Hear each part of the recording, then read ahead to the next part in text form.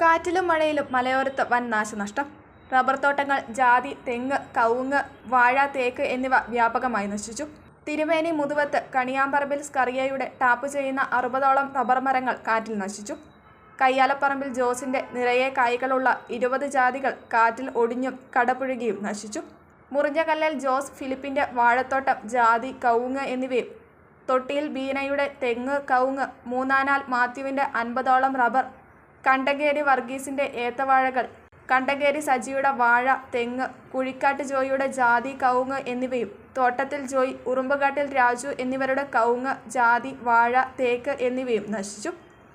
രാജഗിരിയിലെ കുറ്റിയാത്ത് ജോർജിന്റെ വീട് തെങ്ങ് വീണ് ഭാഗികമായി തകർന്നു. എയ്യങ്കല്ലിലെ കിഴക്കേപ്പുരയിൽ സഹജന്റെ വീടിന്റെ മുറ്റം മഴയിൽ ഇടിഞ്ഞു. എയ്യങ്കല്ലിലെ കുറുവാട്ട് വീട്ടിൽ മണിയുടെ വീടിന്റെ മുകളിൽ തെങ്ങ് വീണു.